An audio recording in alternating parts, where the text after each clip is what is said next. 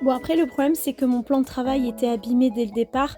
Malheureusement il y a des petits coins comme celui-ci ou alors celui-là que je vais pas pouvoir rectifier avec le Champla parce que ça se trouve bel et bien sur le plan de travail. De toute façon, avec toutes les créations qui vont arriver et la reprise de l'activité du donut à paillettes, ce plan de travail, à mon avis, il va en voir de toutes les couleurs. Donc c'est pas la peine de m'attarder sur des petits détails comme ça, il va y en avoir d'autres. Alors on va partir sur une bande fine.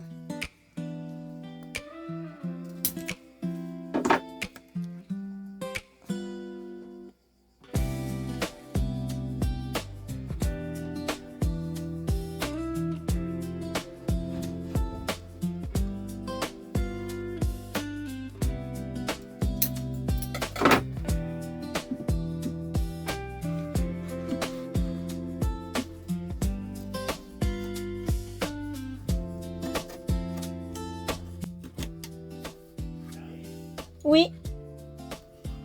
Oui. Faut pas poncer un peu, je sais pas quoi là. Comment? Il y a beaucoup. Attends. Pas, madame, elle se met même des champs. C'est beau comme ça, non? Bah, d'ici, ça a l'air. Après, si toi tu viens de près, tu verras beaucoup de défauts. Hein. Donc ne viens pas.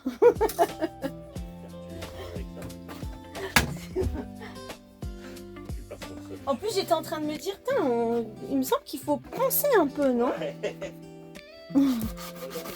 Ah oui, c'est mieux.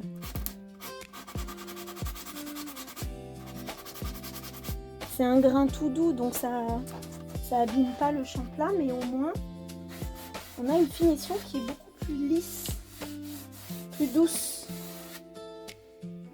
Faut vraiment que je colle ces petits cache-vis là, parce qu'ils font que partir.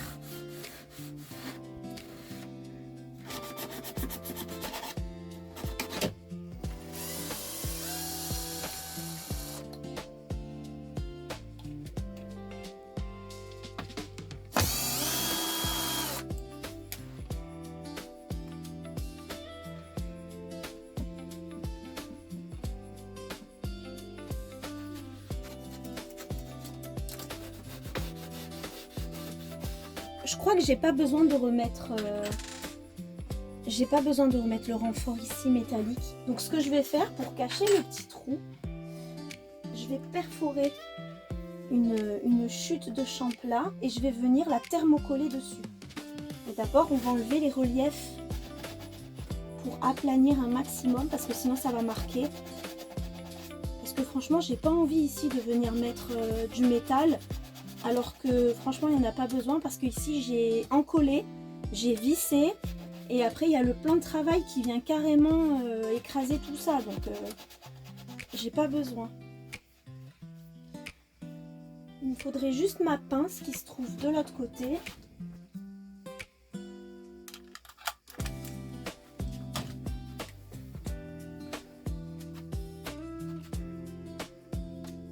Ça a l'air pas mal. Sans me brûler les doigts, c'est mieux. C'est un peu délicat à tenir parce que ça glisse. J'ai l'impression que ça fait le taf. Là aussi, il va falloir que je nettoie un peu. Mais je pense que c'est quand même mieux qu'une barre en métal. Allez, adjugé vendu.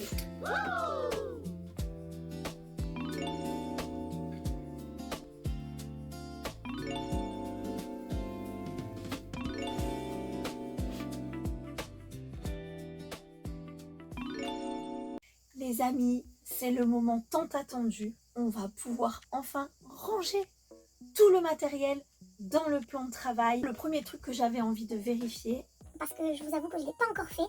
À l'œil, ça me paraît ok, mais j'ai pas vérifié vraiment. le rangement de mes boîtes dans lesquelles je stocke mes outils. Donc j'en ai beaucoup des boîtes comme ça parce que pour moi c'était vraiment la meilleure option. Elles sont pratiques et en plus elles ont un petit retour ici pour pouvoir les superposer sans que ça glisse. Vous voyez, elles s'accrochent les unes aux autres. Je vais les superposer, donc non plus de face mets comme ça sur le côté. Donc ça me permettra de mettre des étiquettes ici. Il va falloir que j'étiquette tout. Finalement c'est une bonne chose, je suis en train de penser. C'est une bonne chose que je n'ai pas déjà étiqueté toutes mes boîtes sur la face avant comme j'avais envie de le faire là où il y a l'ouverture. Je ne l'ai pas fait, je voulais le faire déjà depuis un moment. Mais finalement c'est une bonne chose parce que du coup elles seront exposées sur le côté. Donc voilà, il n'y aura plus qu'à faire ça. Allez, on y va, on teste pour voir si tout rentre bien dans le plan de travail. Donc c'est de l'autre côté que ça se passe. Je vais le tourner. Voilà. Je suis trop contente parce que les roulettes qu'on a choisies permettent vraiment un mouvement ultra fluide. Je force à peine pour bouger le plan de travail. Donc je vais mettre toutes mes boîtes sur le plan de travail, comme ça, ça me permettra de les avoir en visu pour bien les ranger et les organiser.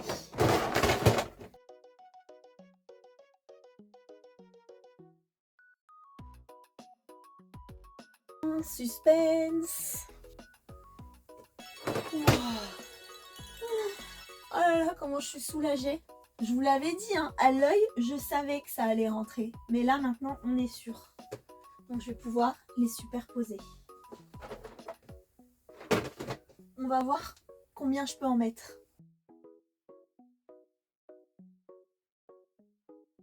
Je peux en rentrer 9, ce qui est plutôt pas mal. Il n'y a plus qu'à trouver une place pour les 6 boîtes restantes.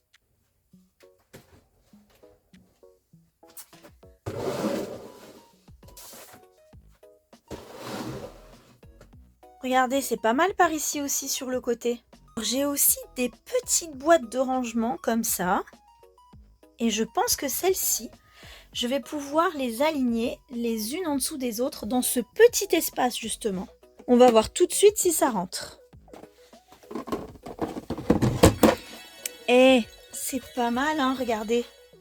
Là, je vais pouvoir faire toute une montée comme ça. C'est très bien. Allez, let's go. Pour repérer.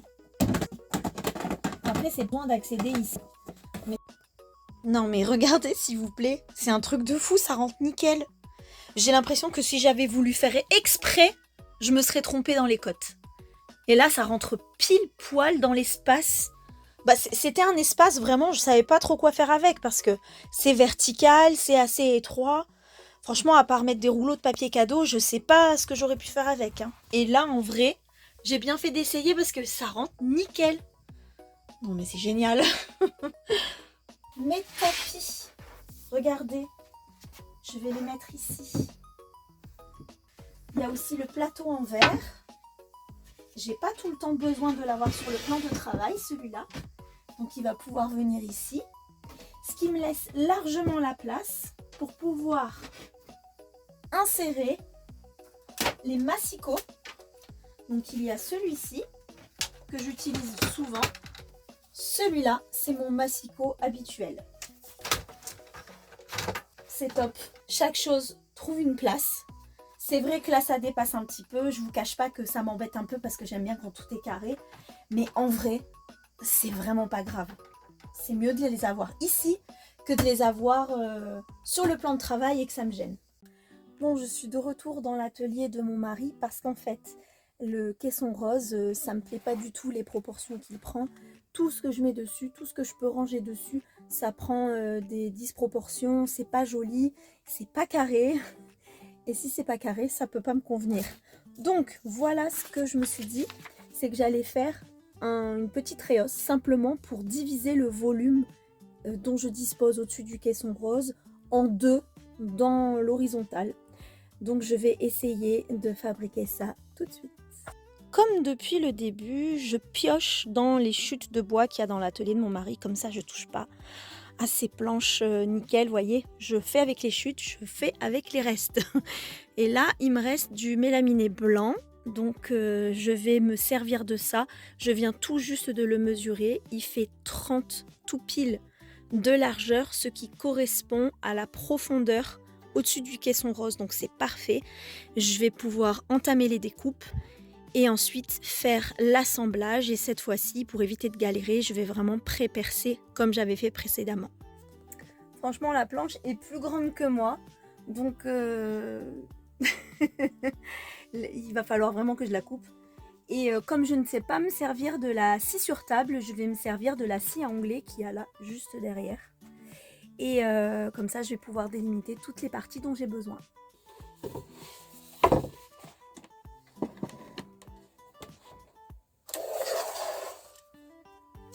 Bon, 39, c'est ici.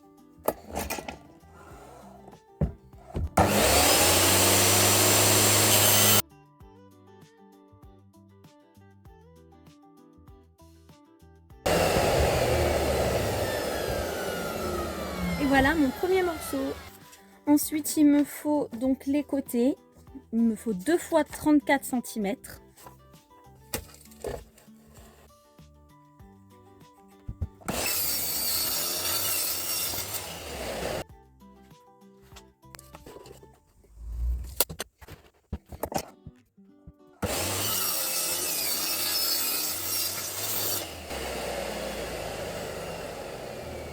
Alors regardez, ça donne ça. Vous voyez quand je les mets les uns sur les autres comme ça. Voilà. Donc maintenant, pour respecter mon petit schéma, il me manque la tablette intérieure. Donc je vais mesurer d'ici à là.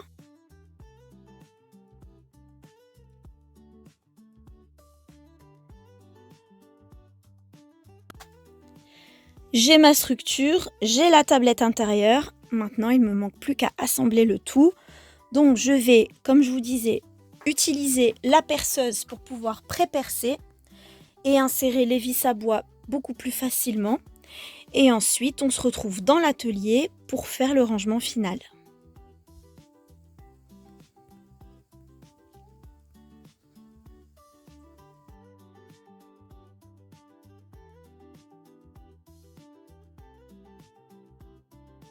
Roulement de tambour. Tintin!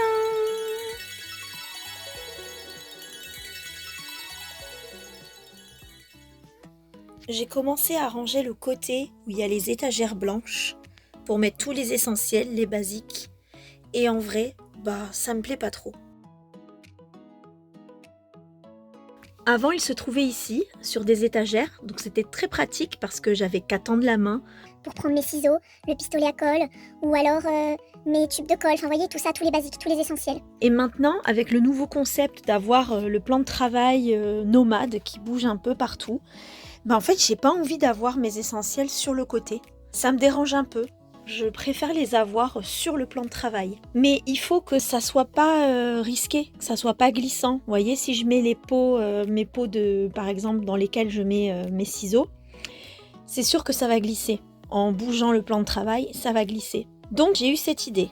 Je vais enlever tous mes essentiels, tous mes basiques d'ici et je vais les installer de nouveau dans ce serviteur. Je dis de nouveau parce que dans mon ancien atelier, dans l'ancienne maison, c'était là-dedans que je mettais tous mes basiques pour pouvoir scraper, créer. Et ça, en fait, c'était posé sur le plan de travail. Dès que j'aurai besoin de tout virer du plan de travail pour faire des photos ou pour étaler les projets, lui, le serviteur, je vais pouvoir l'enlever avec la petite poignée qu'il y a là-haut et libérer ainsi le plan de travail, comme ça, en un clin d'œil. Dans ce serviteur, il y a tout le nécessaire pour faire des cachets de cire. Je vais tout enlever et je vais tout réorganiser dans des boîtes pour ensuite les stocker, les entreposer ici.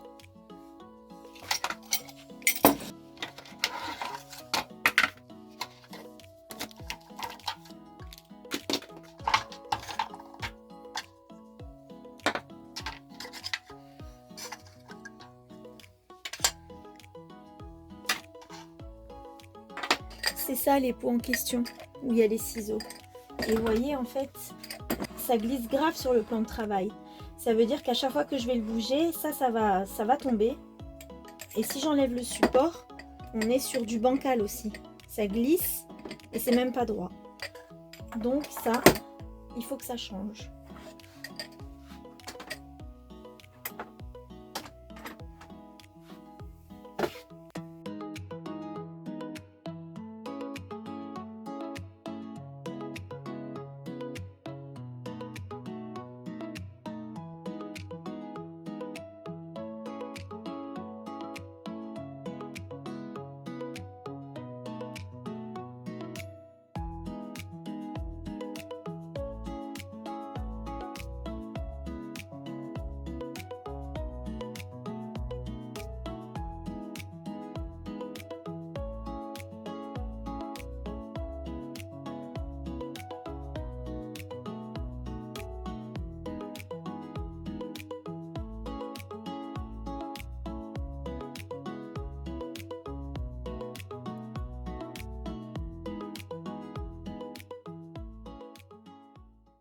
je continue avec tout ce qui est cachet de cire du coup. Dans une corbeille, je vais mettre tous les appliques avec les empreintes. Je vais même mettre le petit moule, histoire que tout soit ensemble. Dans une autre corbeille, on va mettre la cire. Je vais rajouter également cette petite verrine dans laquelle je vais mettre, alors pas ça, ce sont des cachets de cire que j'avais déjà fait pour tester, des petites pastilles, voilà, tout simplement. Et dans cette dernière corbeille, je vais mettre les bâtons de cire. Voilà, je vais les mettre directement dedans comme ça. Et puis quand j'en aurai besoin, je viendrai piocher dedans.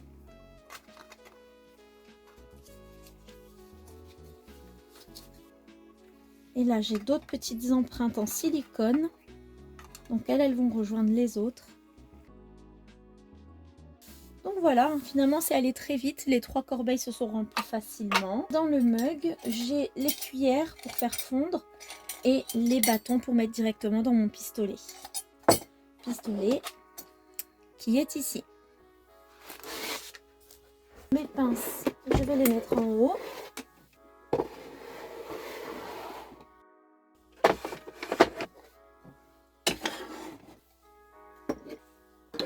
Tout en bas, je laisse le pistolet à colle.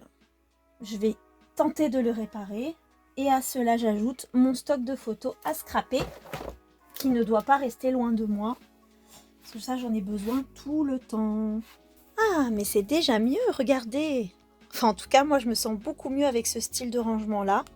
En bas, c'est provisoire, hein, ça va pas rester comme ça. Il faut que je refasse mon organisation de photos et il faut que je répare mon pistolet à colle. Mais sinon, pour le reste, on est bon. J'ai un petit passage que j'ai volontairement laissé libre pour pouvoir y insérer des rangements acryliques comme ça. J'en ai plusieurs dans la maison. Il faudrait que je trouve où sont les autres. Et comme ça, je vais pouvoir les aligner ici. Sur le côté, je vais vous montrer quel rangement j'ai fait hors caméra parce que j'ai dû essayer plein de corbeilles et plein de solutions possibles avant de m'arrêter sur celle-ci. Donc déjà, j'ai utilisé mes petites cagettes roses qui rentrent parfaitement. J'ai l'impression qu'elles ont été fabriquées pour aller ici. Mais quand je vous dis que ça rentre tout pile, je peux même pas aller plus loin. C'est juste nickel. Dans celle du haut, j'ai mis mes multi-punch. Celle du bas, j'ai mis des petites boards de We Are Memory Keepers, sachant que les autres se trouvent ici